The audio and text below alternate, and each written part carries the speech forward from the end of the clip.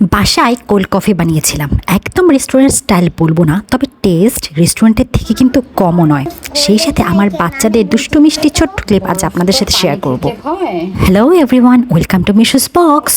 প্রথমেই chopping board নিয়ে dark চকলেটগুলো ছোট ছোট টুকরো করে কেটে নিয়েছি, আর চকলেটটা একটা বাটিতে নিয়ে মাইক্রোওয়েভ ওভেনে গলিয়ে নিয়েছি।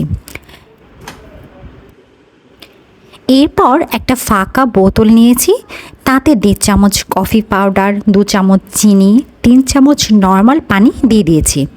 আমার বাসায় কফির একটা বোতল ফাঁকা ছিল, তাই আমি এটা ইউজ করেছি।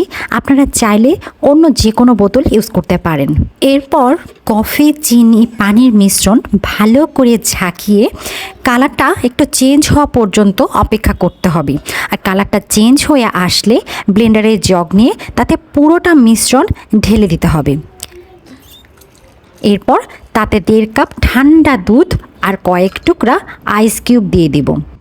এরপর 2 চামচ গুঁড়ো দুধ দিয়ে দিব, আর এই গুঁড়ো দুধ টেস্টটা একদম চেঞ্জ করে ফেলে। ব্লেন্ডারে জাস্ট বরফটা ভেঙে নেব, ব্লেন্ড করব না কিন্তু।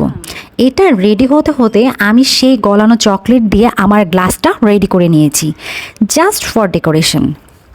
এরপর তাতে কফিটুকু ঢেলে দেব। বাসায় আইসক্রিম ছিল, তাই আইসক্রিম দিয়ে দিয়েছি। না হলে সবসময় খাওয়ার জন্য আমি আর অন্য কিছু অ্যাড করি না। ট্রাস্ট মি, এইভাবে কোল্ড কফি বানালে ভালো লাগবেই। তবে চিনিটা আপনারা আপনাদের পরিমাণ মতো কম বেশি করে নিতে পারেন।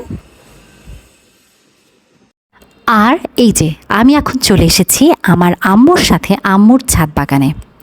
এবার আম্মু এত এত সবজির গাছে লাগিয়েছে যে টাটকা টাটকা সবজি তুলে এনে রান্না করে খাওয়া হচ্ছে।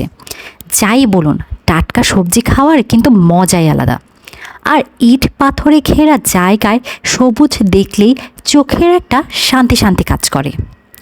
এর আগে এই ছাদ বাগানে আম্মু অনেক ফলের গাছ লাগিয়েছিল, কিন্তু সেইভাবে আশানুরূপ ফল পায়নি। আর এইবার এসে দেখি শুধু সবজি আর সবজি। একদিকে ভালোই হয়েছে, বাসায় এসেই টাটকা সব সবজি খেতে পারছি। আপনাদের কাদের বাসায় এমন ছাদ বাগান আছে আর টাটকা টাটকা সবজি খান? কমেন্টে জানাবেন কিন্তু। Thanks for watching.